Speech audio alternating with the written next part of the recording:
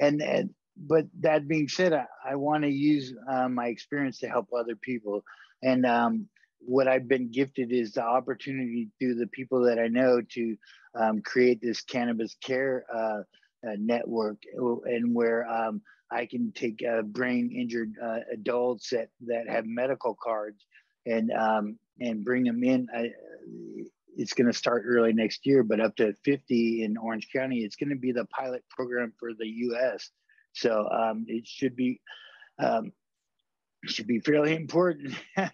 So I'm in the early stages of writing out what I want it to look like. This is the Recovery After Stroke podcast with Bill Gasiamis, helping you navigate recovery after stroke. Hello and welcome to Recovery After Stroke, a podcast full of answers, advice and practical tools for stroke survivors to help you take back your life after a stroke and build a stronger future. I'm your host, three-time stroke survivor, Bill Gasiamis.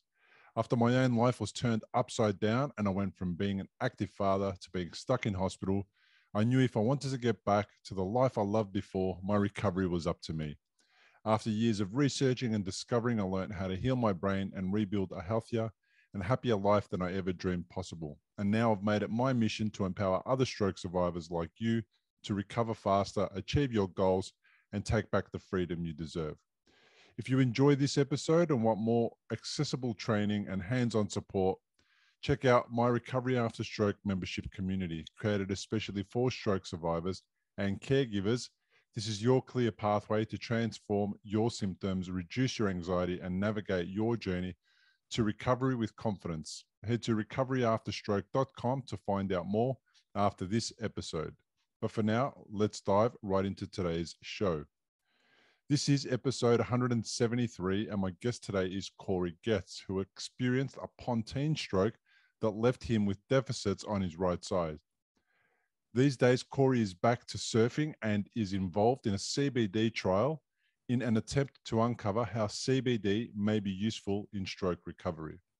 Now, just before we get started, if you are enjoying these episodes and you believe they are useful, please leave the show a review on iTunes or wherever you get your podcasts from. And if you're watching on YouTube, please give the show a thumbs up and subscribe, and share and tell me your thoughts by leaving a comment. I love reading them. Interacting with the show actively rather than just listening passively will make a tremendous difference to how many other stroke survivors can find the show, and that might help support someone that is doing it tough at the moment to feel like they are not alone on their own recovery journey. And now it's on with the show. Corey Getz, welcome to the podcast. Hey, Bill, how you doing? Doing good. How are you, man? I'm doing excellent. What part of the world are you in right now? Melbourne, Australia. All right. I have a lot of friends down in Australia. I'm in a surfing group, and a lot of the guys are down under. So, yeah. How's it going? I haven't had a chance to really dive into your podcast, but the stroke community is very close, and I find that a lot of us all glom onto the same. We all get around and support each other. It's really a welcoming thing. I was really surprised on how much support I got when I was going through the process. And that has helped me be my best person to help the next set of people that are coming along, because it's unfortunate, but strokes happen way too often in this world, and they're not coming to an end anytime soon. So our focus is going to be on recovery. Indeed, that being said, for those of you who had or are in the early stages of your stroke recovery, the mental aspect of this is really tough.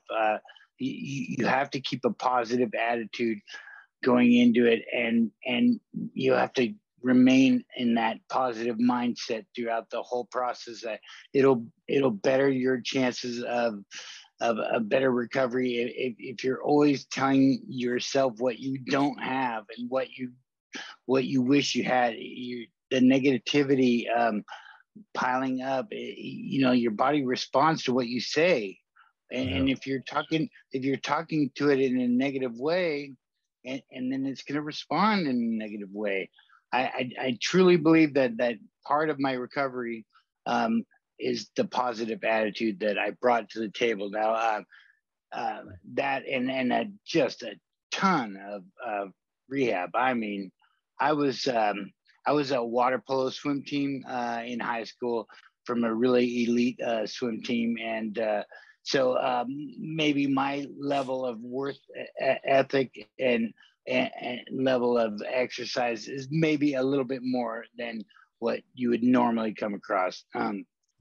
So that being said, I still had every single problem that all of us face when your limbs don't work, and when you're in your mind and you're telling it, walk, and you get like maybe a jolt, and you kind of fall forward and hope that you're landing in the right way. I mean, I remember it all too well. Yeah. Everything from the hand. I had speech. I didn't have too much speech problem, but I'm sorry. Let me just tell your audience that I had a Pontine stroke. So I had a stroke in the pons section of the brain, and out of those of us that have strokes, only 6% of us have Pontine strokes, and of that 6%. 70 or 60 or 70% of us die, unfortunately, because parts of the pons help run your breathing, your heart rate, your blood pressure. There's certain parts of the pons that once they're damaged, it's really unfortunately, but they're not able to save them as they are other types of strokes. Yeah. How old were you at the time, Corey? Oh, I was 50. Yeah, 50 years old. Yeah, 2 years ago, 2.5 years ago. What would you call yourself? Somebody who was healthy, fit, and well, or were there some issues that you weren't taking care of? Well, I was a bit of a party animal when I was young, and I was drinking heavily at the time, and I never quit smoking cigarettes. So, I mean, yes, I was active and I was fit, and yes, I was, I was in fairly good shape at the time because I always surfed. But they really do blame it on the cigarettes. Now, I wasn't a heavy smoker. It was just that I never quit, and that's about the only thing they could really chop it up to. Yeah. So was it a clot in your blood, or what was it? Yes. Yeah, it was a clot in the blood. Yeah. And I had a real slow stroke. So the symptoms were the onset of the symptoms were very slow. At first, the very first, I lost my balance, and immediately I wanted to go to bed, which was very strange because it was really early in the evening. That was really right there. We missed it. We missed our sign. I fell into the wall, walking down the hallway. I kind of just brushed it off like it was nothing. My wife I remember her even asking me, to raise my hand and smile, because I know that she noticed that it was something wrong, but we both just, I don't know. We just both walked away from that situation. I really, really wish I had that time back to get medical help. As 6:00 with guests at our house that just arrived, and all of a sudden I'm going. I have to go to sleep. It was really weird. And then the following morning I woke up with I had unusual temper tantrum, like immediately upon waking, and then the symptoms came along further till the afternoon. I remember talking to my wife on the phone, and she said that she couldn't understand me anymore, that I was slurring too bad and that I needed to go get help. And then I made another mistake in driving myself to the doctor at that point. And that was when I started noticing I was having trouble with the braking and the acceleration. And then by the time I got, and I went to my own physician. I did not go to the hospital. I still was going to the doctor, which I was just wasting time, precious time. Sorry, I'm holding it back, but I'm doing pretty good. Okay. Yeah. All right. So this seems like a really emotional time for you. Yeah. Is it? It's still pretty fresh. It happened in 2019. So is it still raw and emotional? Oh yeah. In fact, the emotions are probably my biggest nemesis at this point. Yeah, it kind of took away my middle zone. I used to be able to have like it wasn't so 0 to 100. Now I either get all the emotion or I get none of it. So I find that really difficult. So that's called a pseudobulbar affect. Okay.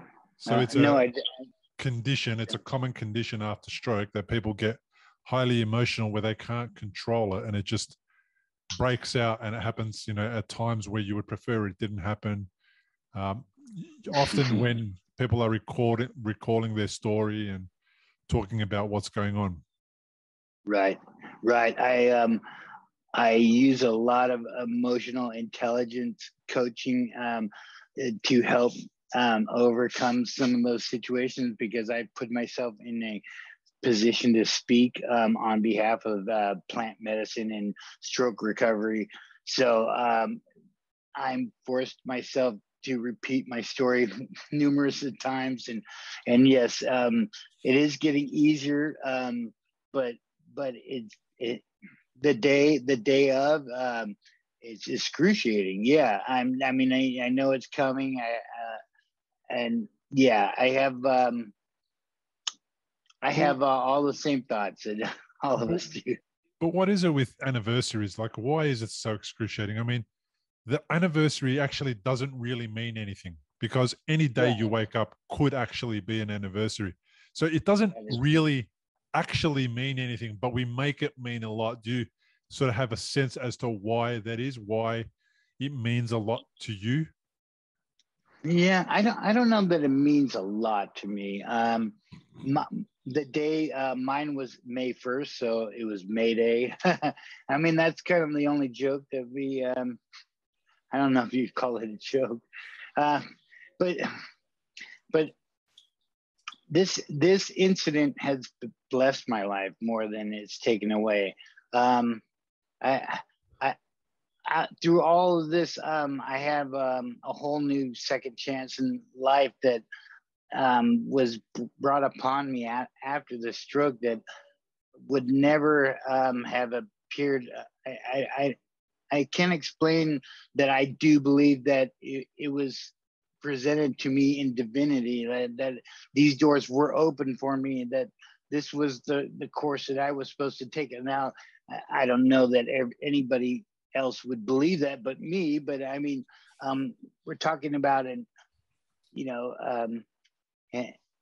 your own interpretation of the attack on your soul, and how do you deal with the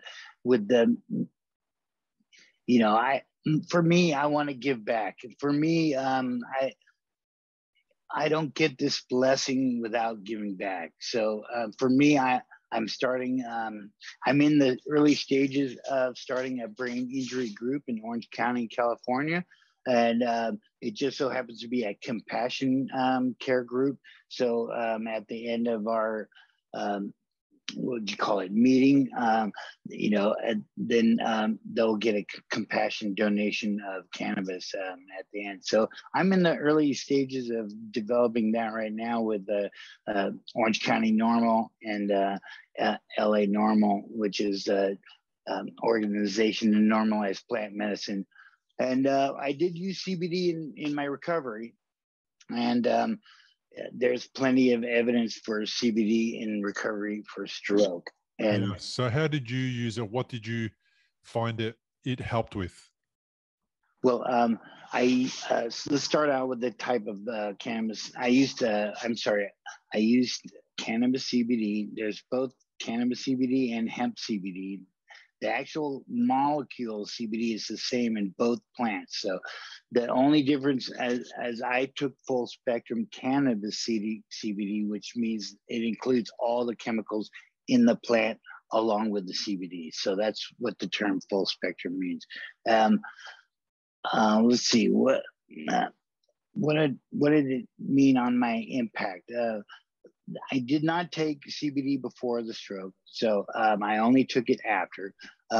We had gone to some classes to learn about CBD and autism, because my son has autism. So that's actually where we got the information about how CBD was useful in all sorts of things, because we had taken a couple classes.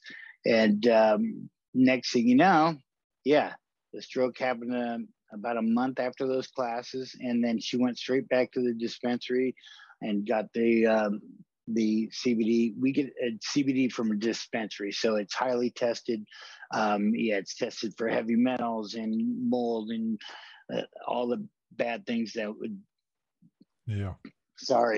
be accumulated by these plants, because these plants will clean soil, meaning they'll take up all the heavy metals and bad things unless it's grown organically. Right. So what were the conditions that you were left with after the stroke? What happened that you felt like the CBD would help?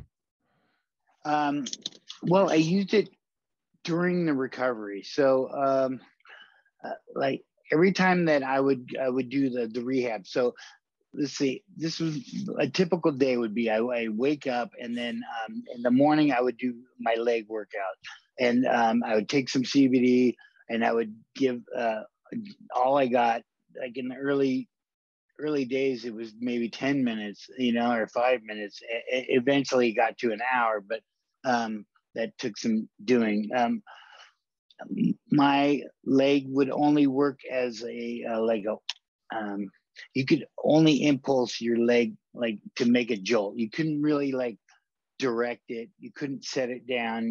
I could only send one thing of electricity to it and just kind of just fling it out, and So so I did just I had no expensive rehab center.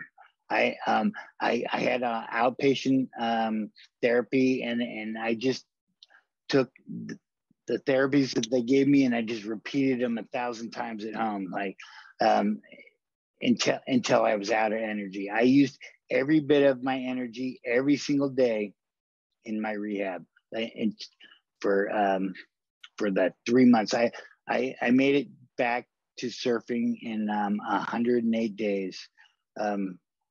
Which is pretty remarkable. I had a lifeguard out there in the water watching after me, because I know my wife was paranoid about me getting back. But at that point, I was already swimming like 60 laps in a pool 3 or 4 times a week. Yeah, as soon as I could get back in the pool and swim, then I was swimming. My whole rehab was swimming. Yeah. Other than the fine art skills, which I took up later, I didn't want to lose my ability to paint and color, so I continued with my rehab after you would think that your normal function had come back to regain the fine motor skills, and that was actually harder. The fine motor skills, that rehab was quite a bit longer, more drawn out than the other. And to this day, I'm still getting function back. The most of the problems that I have is with heat, not being able to regulate my temperature. I have trouble with my urinary tract. Let's see what else. Yeah, it's mostly the problem with the heat, being able to keep heat in my body most of the time. So, yeah. You know, when you started taking CBD, did you notice a difference in your symptoms and in the way that the stroke was impacting you? Did you have like a, wow, this has actually worked and it's done this for me, or it's done that for me? It's really hard to explain the CBD. It's more of a lack of feeling. I know it sounds weird to say it that way, but it would be like, I can't really attribute it directly. It's a good question. I'm just trying to answer this correctly.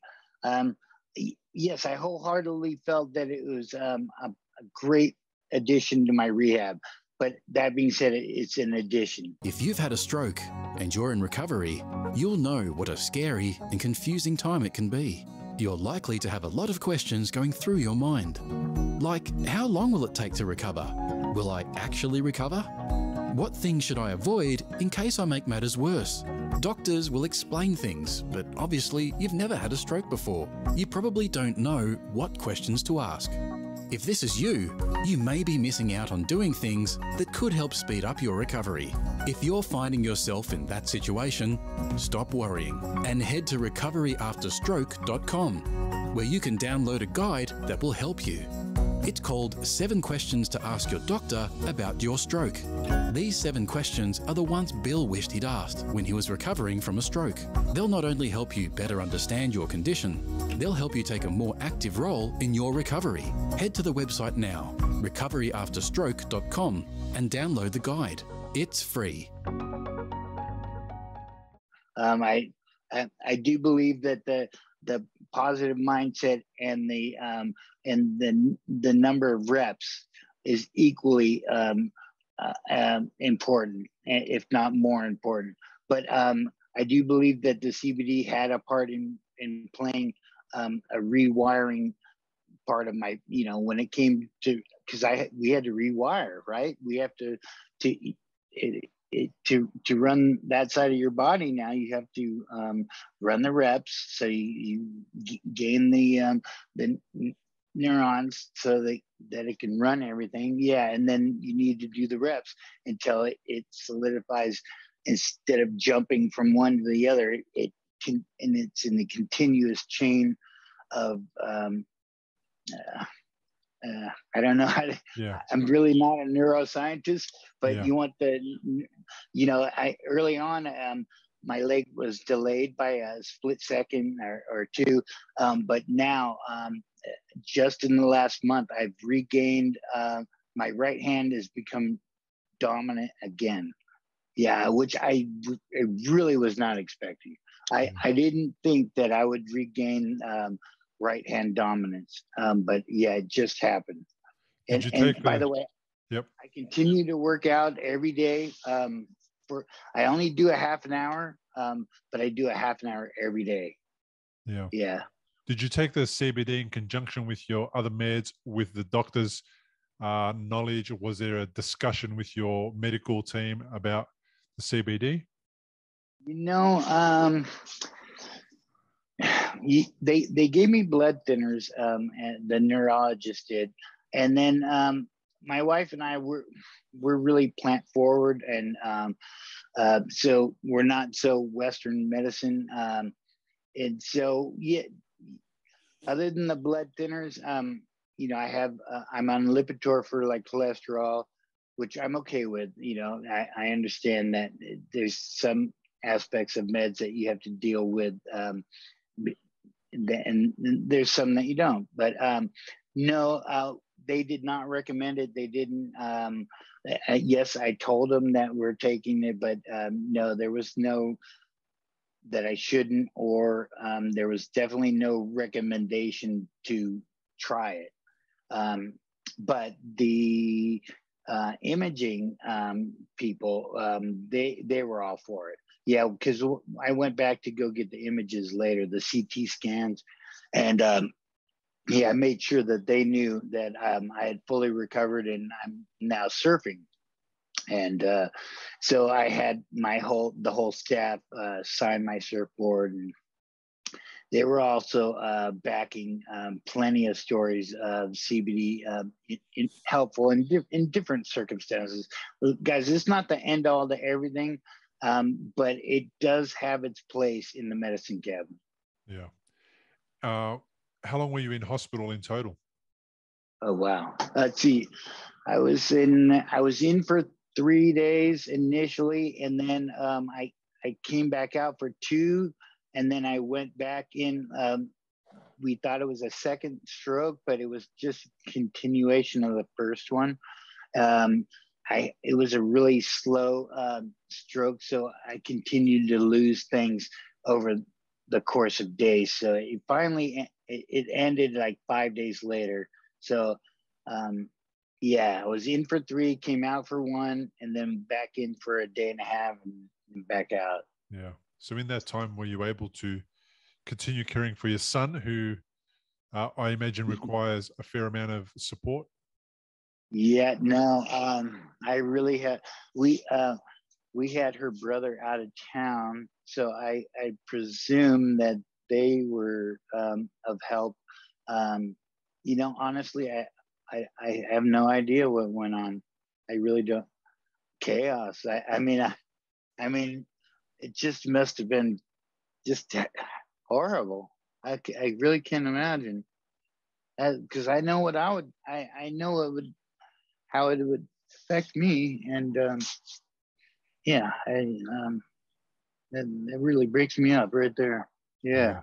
Sounds like it was rough. How's your wife now? Is she able to sort of relax a little bit now that there's some time that it's elapsed, or is she still concerned that something might be going down? Well, no, I'm more concerned about something that may go down. Like every once in a while, I'll go on like stroke watch. The whole thing I started like with a pain in my leg. So whenever I get like a shooting pain or anything like that in my legs, and all of a sudden I'm on guard. Like it's like I wake up and it's a couple hours. I start getting my blood pressure medicine, or the blood pressure thing, and take the temperature, but blood pressure. Yeah, and thank you very much. Occasionally I do. It's always in the back of my head. It's always in the back of my head that it could happen again. It's just one of those things you live with. But I'm not letting that stop me from living my life. That was the whole thing. Are you gonna sit there and be worried about the next stroke for the rest of your life, or are you gonna actually get out there and live? And I chose that I was an athlete, and I was gonna do. Listen, guys, I'm extra lucky. I got my physicality back. For those of us that don't, I mean, I have the most sympathy, the most empathy. I had to learn how to walk. I know exactly what it feels like. Man, do I know what it feels like? Shit. Dang. I remember the day he had me in one of those walking I don't know, where they hold you up from behind. And he had asked me if I was ready to step off the cement. And, just like, I'm really positive. I was like, oh, yeah, of course. I took one step on the grass, and I just about lost it. I mean, I did. I fell. I mean, he held me up with the belt. And that, because my brain couldn't comprehend all the angles that the foot was feeling. So it didn't know which way was flat, and then all of a sudden there was no flat. Like I couldn't comprehend level, and then I just went whoa. I just fell. Like it was crazy. But that's the thought. I remember that thought because that was the day that I started to learn how to walk again. And whew, man, that's tough. Yeah. I root on all my buddies, all my buddies on the Instagram. I've got a lot of them. I'll call them. I reach out to them just to encourage them and just tell them to not give up. The main thing is don't give up, right? Yeah, absolutely, man. I mean, what's the point of giving up? Giving up is hard because then you're not recovering and you're not getting better. And recovery is hard because you have to do the work to get better. So if you're going to do something, you may as well do the hard thing that's going to get you a good result. Yeah. There you go. That's what we're talking about. Yes. Perfect. Exactly. Yeah. So you've been through a serious health issue. Up until that issue, had you had any setbacks in life? Did you have anything that you could draw on with regards to recovery that you could say, okay, I've been through something like this before. I'm going to apply what I learned then to this stage in my life? Well, I did have shoulder surgery and knee surgery, but even those recoveries, they don't really compare. Yeah, there was some physicality to them, but not the hours that I was putting in for the stroke recovery. Yeah, and that really like I was getting up like before everybody so I could do an hour and go back to sleep, and then get up again to do another hour. Like, so I mean, it was. I remember the day after I had a stroke. I had told my wife that I would surf again in 6 months. Now, I knew that was crazy. I knew her.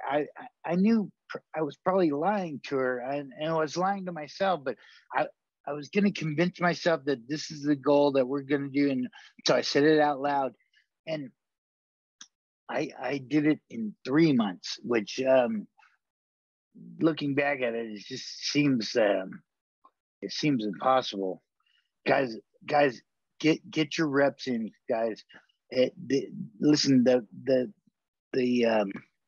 what is it? The PT and the other, they only give you like maybe 10-20% of the reps that you need to get your movement back.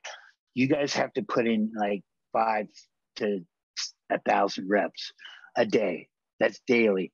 Yeah. So please, I mean, if you're not getting close to those numbers, then I mean, sometimes early on, I didn't have the energy. Yeah. I get that. Yeah, I get that. But I wouldn't spend energy on anything but rehab. So during those first 3 months, any energy that I spent was only on rehab. And then because I had nothing else to do, I was not going to be in a bed. I was not gonna listen. I didn't know I would get it all back. I did not know I'd get it all back, and I was gonna accept whatever level that I was gonna get back, but I wasn't gonna accept not trying. Yeah. Right? I mean, I'm gonna go all out, try to get whatever I can, and then we'll come to a realization after that. But I never. So during that first year, I never looked at myself and said, "Oh gosh, I can't lift that cup. That means I'm going to be left-handed." I mean, you go down this train like, "Oh, I won't ever do this, and I won't do that." And listen, I still had a year to get it all back. It was only month 3. Yeah, yes, I couldn't lift that cup just yet, but it was only month 3. I still have 9-10 more months to to pull us together. So I think that early on, that mentality is probably the toughest thing early on. Yeah. Yeah. Did you have fatigue days where you were kind of out of it and yeah. you couldn't really focus on Yeah. anything or do anything? Was that something that happened? Yeah, because like I said, I was very active swim team surfer. So every once in a while, I would double my rehabs. So like 1 week I would be okay. I had that week was good, so I'm just gonna double my numbers, and that was just never a good idea. I do not recommend that to anybody. Please don't, because I sat myself right back into the chair for like a couple days after those. Yes, I completed the workout, but at such a cost to my overall because listen, you're still recovering from a huge brain incident. So, yeah. I mean, so there was a sweet spot in between working out and not causing yourself to exhaustion to where you have to spend a couple days to recover just to get the energy to work out again. So, but did you also benefit from that, because what you're doing is you're finding where your limit is and then you're minimizing getting correct. there next time? Like, you know where it is now, so if I've put in an hour and a half and that's too much, then you know that you can stop at an hour and 20 and maybe that's better. Did that support that? Yeah, that's exactly what I was doing. Yeah. In fact, that's what I was doing, and that's what I told myself every time that I said, "Oh, okay, well," and then I would just adjust accordingly. Yeah, and I thought that was important because I was always striving for more, and I was never satisfied with. Gosh, by the end, I was in better shape than I was to begin with. That's where I ended up. Yeah. And to this day, I continue with that because I don't know. I watched what is it, Forks Over Knives on Netflix, and then I switched my whole diet to a plant-based diet. So I'm about 70% plant-based. I don't eat meat, but I do eat fish, and I do have some dairy, only cheese, but not really that much. Gosh, I've never felt better in my whole life. To tell you the truth, the last year that with the CBD and the whole plant and the exercise, the combination of the three has got me really excited for some longevity. I'm gonna be around for a while. Did you stop smoking? Yes. Yeah, I stopped everything. Stopped smoking, stopped drinking, stopped caffeine, stopped there's one thing I didn't stop. I vaporized cannabis. I don't light it anymore. I do not light it with an ignition. I just heat it and vaporize it. But and then I do some tinctures. So I take CBD, CBG, CBN. Those are all the cannabinoids, and I do that with the oral tincture. Yeah. So, but yeah, as far as alcohol, all that at once, dude. The tobacco, alcohol, and caffeine, all in the same day. Well, that was a good day. I mean, yeah, I get it. It's important, right? And did you Right. have withdrawals, any caffeine kind of cravings, any cigarette cravings? Yeah, in fact, it was the alcohol. So I craved fresh fruit. Yeah, so I replaced all the alcohol, sugar with fresh fruit. So for the first few weeks of the recovery, yeah, I had them cutting up so much fruit. It was really kind of that. That's kind of where I started wanting to get better faster, because I had all these people waiting on me that. Guys, I was too young I don't want people waiting on me. I want to wait. I want to help other people. I don't want them helping me. So I was always trying to do something. I just would not sit still. I don't know if it's my ADHD or my it just wouldn't sit still. I don't like it. It wasn't going to be a part of my life. I was going to walk no matter what, whether I was limping or whatever it was. I was definitely not sitting down. Has ADHD been an issue for you in life, in that at the beginning it was causing you challenges and problems, and then you've kind of learned to use it and harness it? And did that support you in recovery, or did the ADHD make recovery a little bit more challenging? My ADHD in particular, I like repetitiveness. So for me, it works for me in that sense.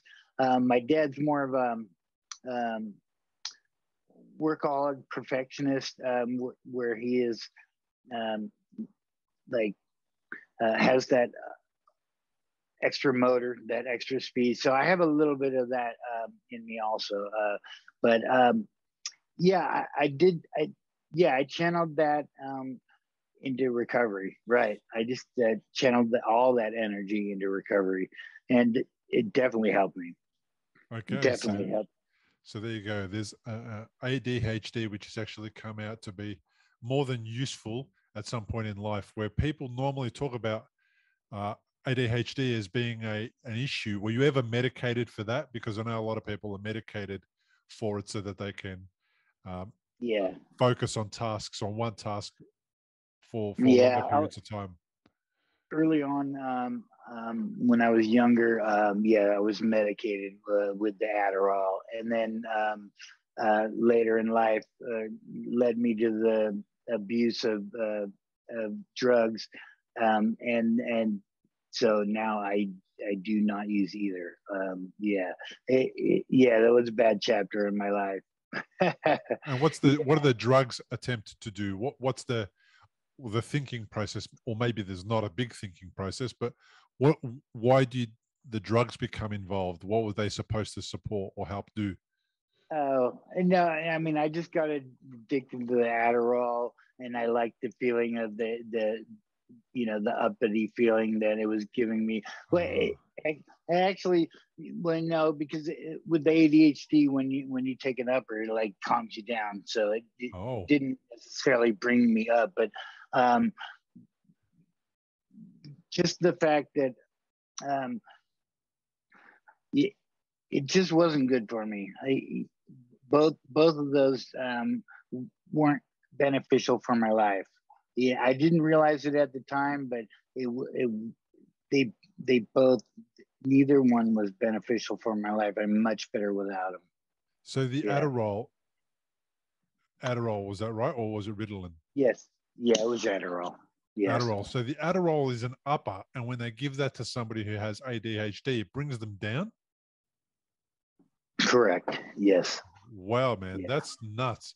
So what they do is they give people the Adderall so that it can bring them down. And what does that supposed to help them with? Just that focus. Yeah. With so you don't have the scatterbrain. You'll be able to focus on one task, see it through, and not be distracted. Because very typically, we'll start a project here, start a project there, and then bounce in between the two or three of them without ever sticking to the task, getting this one thing done, moving to the next, getting that done, moving to the next. We have a hard time with stick-to-itiveness and distractibility. And yes, it absolutely helped me with that. It's no doubt. But my addictiveness and where I'd save some during the week so I could have extra on the weekend. I mean, it got to a point where it was pure abuse. Like I would save for to go party and stay out, and it was no good. It was, like I said, back to it was a bad part of my life, but I learned a lot, and I don't regret it. But but I see it for what it was, and it was just a young kid. It was just a young kid. Yeah. Has Yeah. the stroke changed the way you experience ADHD now? No, I would say it's about the same. Yeah, I would say it's about the same. I use cannabis instead, which is, less up and downs, less, and there's no addiction. The sleep is no problem. And so anyhow, that's where I'm at right now. Yeah. So it sounds like after the stroke, you've made a few massive changes. You've improved a few things, your diet, you stopped smoking, you stopped drinking alcohol. It seems like you've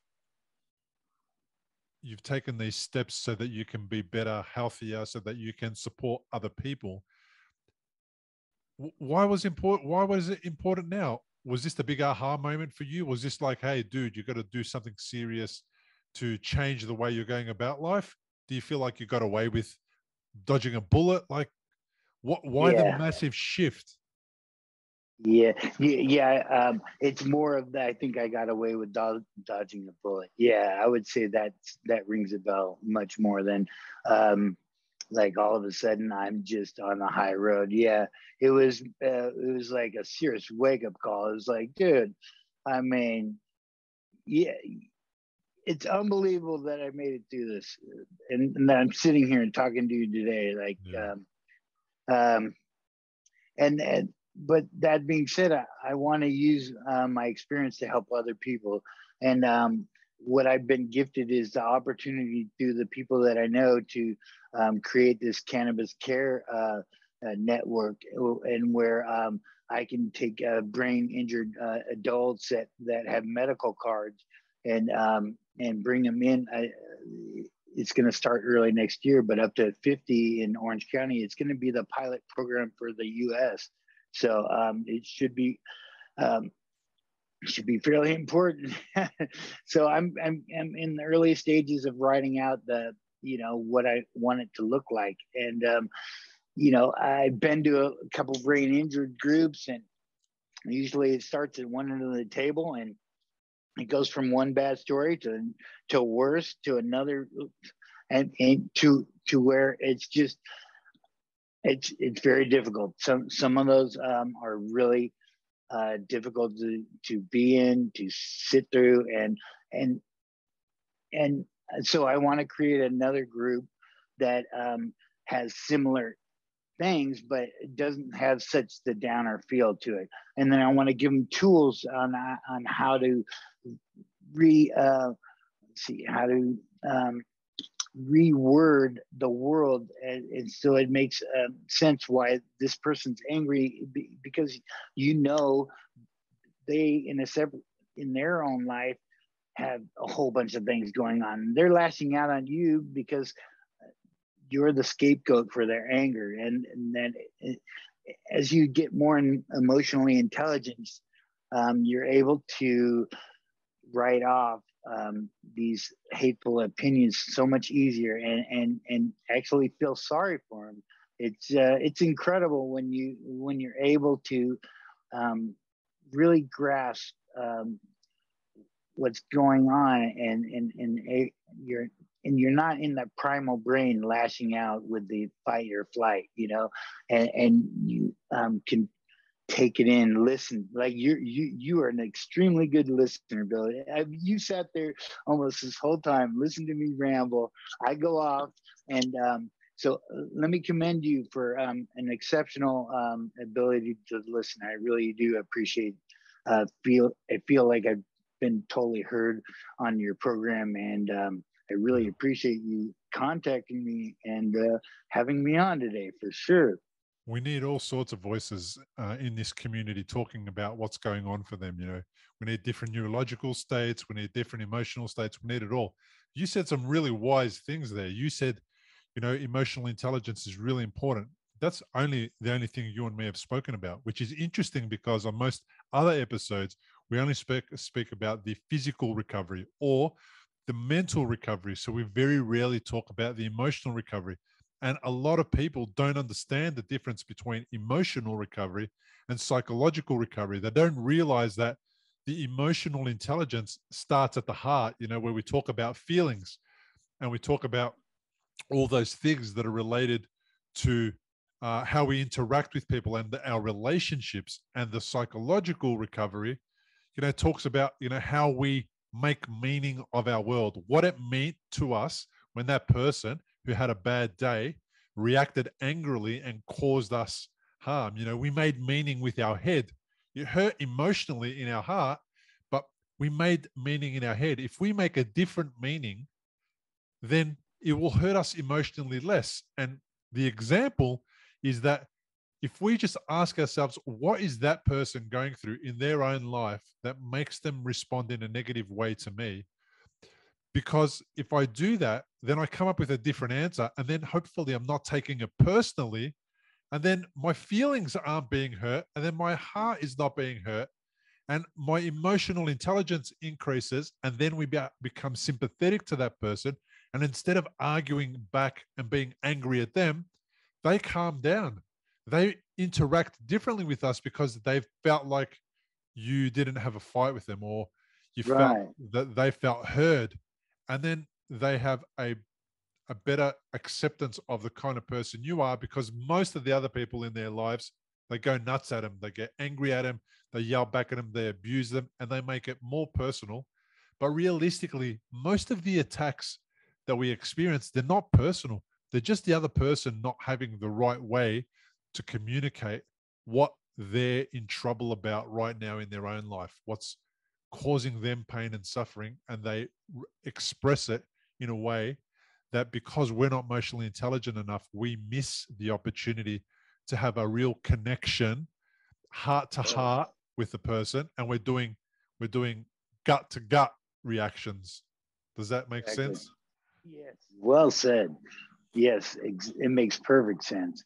Right. We're busy reacting to what's being said and not analyzing the complete situation that brought it all about. Yeah. It's very quick to react in the primal brain and lash out, and it takes a much more intelligent person to hold on to those feelings and then express them intelligently.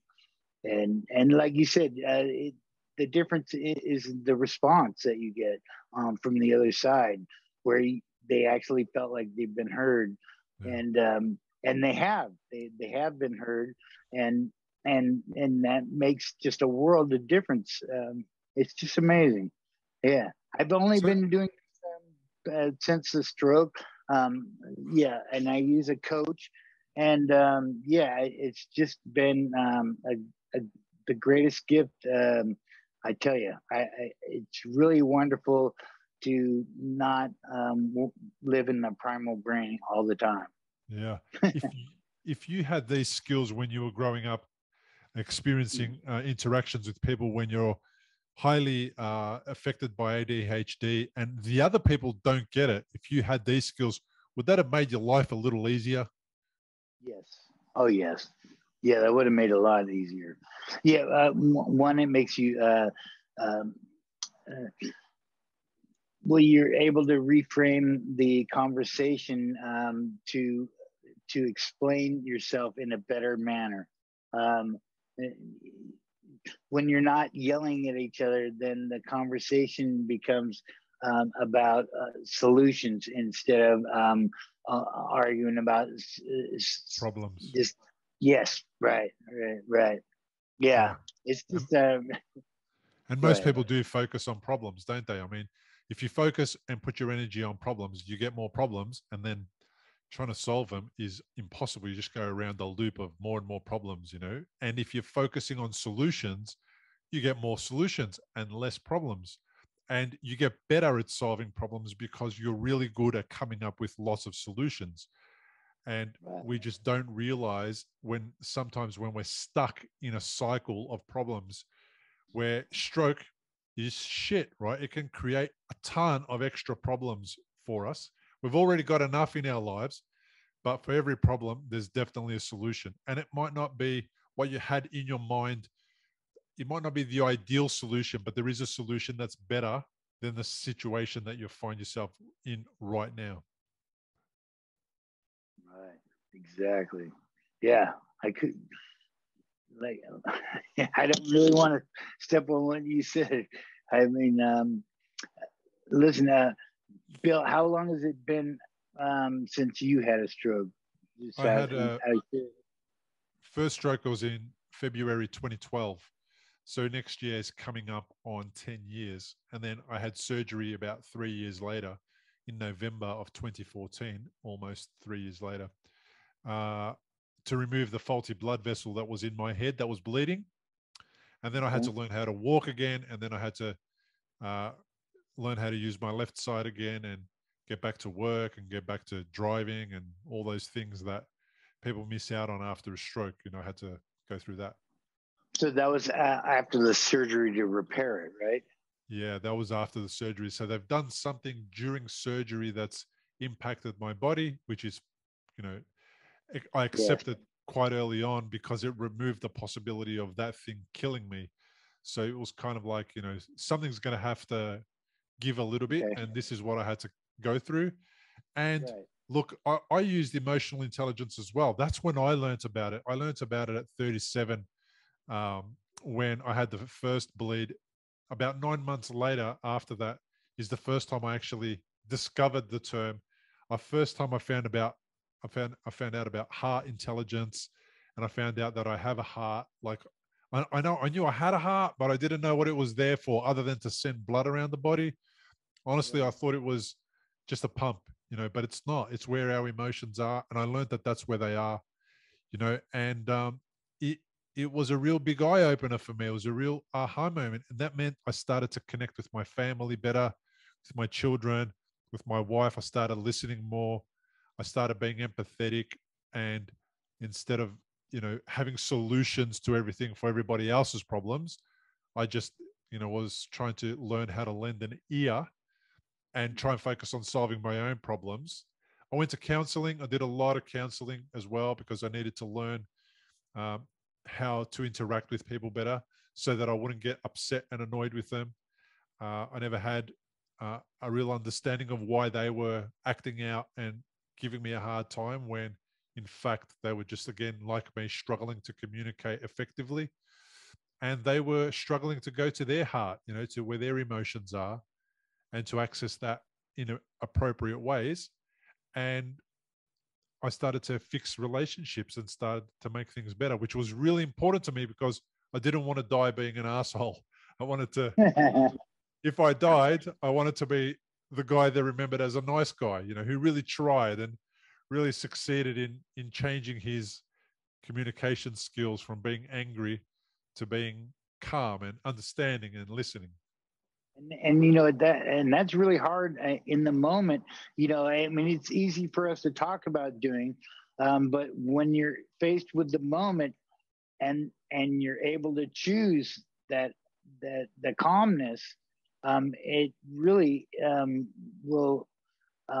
It really is an eye opener to a whole new world, that you don't have to ruin your day over such little things anymore, and you won't carry anger into the next thing, you know, the next moment that you're, you know, it's just it's really changed my life. Tell you the truth, it really has.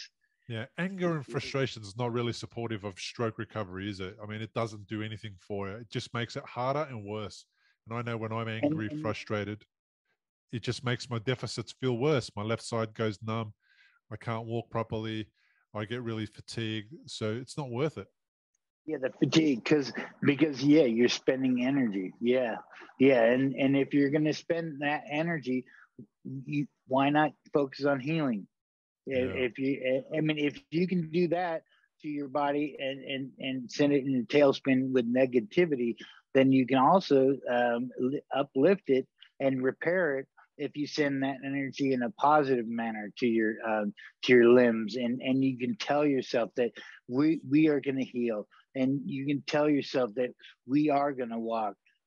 Listen, your body responds to what your mind tells it. Guys, listen, you can tell it what you want to.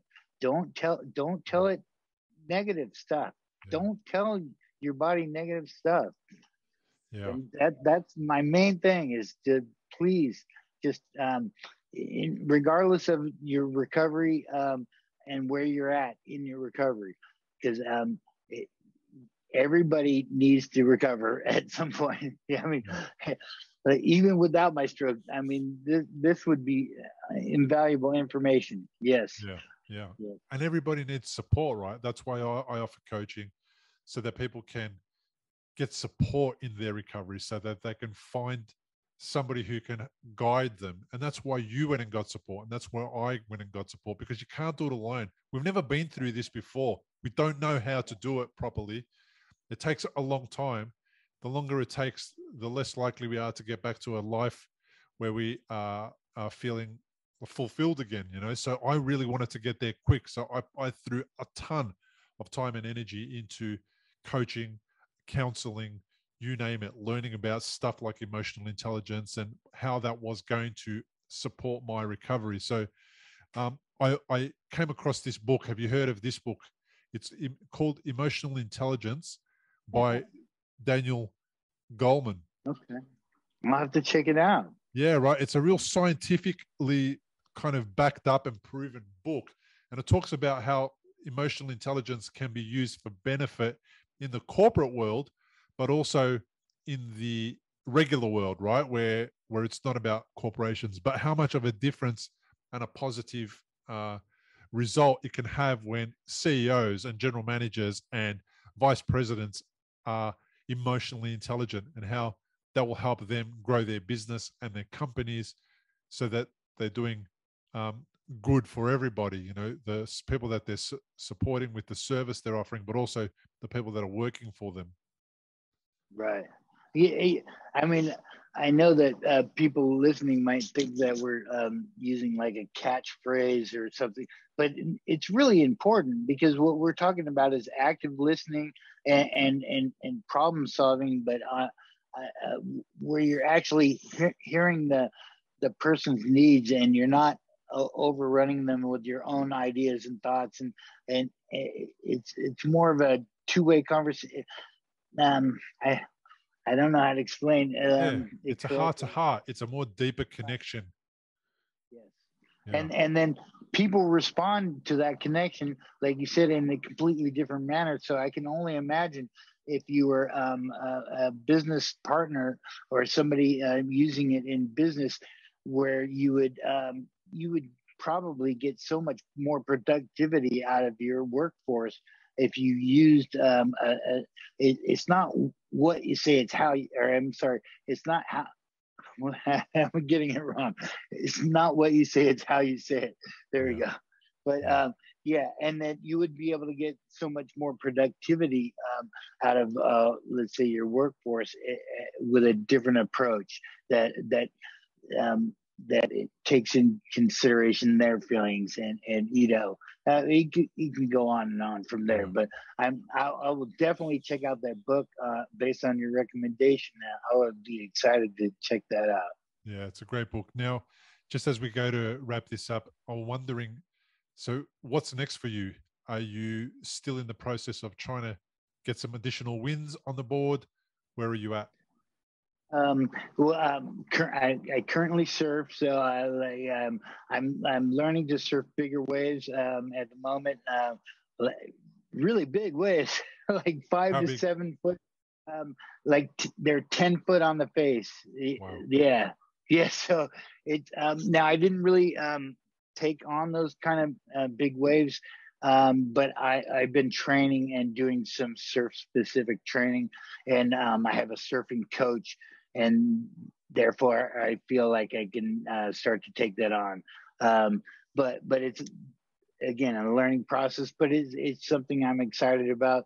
But what I'm more excited about is this brain injury group. I mean, this is really where I'm at. I want to give back. I want to give back with my knowledge of emotional intelligence, and help people also with CBD, and then help them in their overall recovery, be a positive light and change in their life, and encourage their growth, and then just see where that goes. I'm in charge of the pilot program. They've done some cannabis veteran groups, but this would be the first outside of the veterans. So I would like to set up something that can be repeated, and I want it to be really, really well written and really structured, so that it's really a strong program that can be copied. That would really make me happy. And it sounds like it's going to be scientifically based, and you're going to have some data, and you're going to be able to report on that data, and then you're going to be able to improve on the program. Yes, absolutely. Yeah, that's really important. Yeah, coming in, we'll give them some questionnaires and probably some score sheets, and then 8 months down the line, we'll give the same thing. See where they're at. Once you start using the tools of emotional intelligence, strange things start happening, and it improves your life, guys. It improves your life so much, because you're not taking on somebody else's grief, and you're not taking on it's just such it enlightens you so much not to carry these burdens. Look, if you're not into it, please look into it. And Bill will tell you himself that, he's got the book straight in front of him, and these tools are highly useful to all humans, not just stroke rehab people, to any adult that's looking to grow into the next level. If you're looking for some spiritual growth, and you really want to look into your soul, then this is the direction you need to head. Corey Getz, thank you for being on the podcast. All right. Thank you, Bill. Yeah, this is great. I really appreciate you having me on.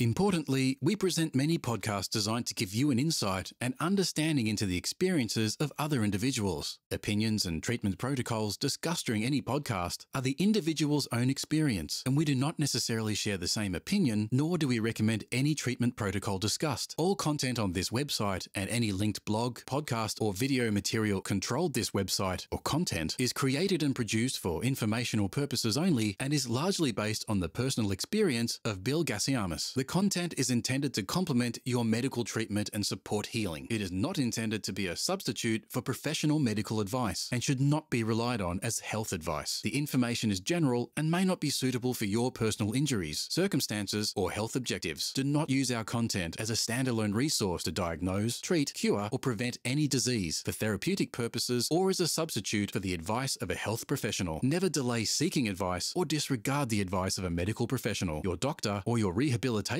program based on our content. If you have any questions or concerns about your health or medical condition, please seek guidance from a doctor or other medical professional. If you are experiencing a health emergency or think you might be, call 000 if in Australia, or your local emergency number immediately for emergency assistance, or go to the nearest hospital emergency department. Medical information changes constantly. While we aim to provide current, quality information in our content, we do not provide any guarantees and assume no legal liability or responsibility for the accuracy, currency, or completeness of the content. If you choose to rely on any information within our content, you do so solely at your own risk. We are careful with links we provide. However, third-party links from our website are followed at your own risk, and we are not responsible for any information you find there.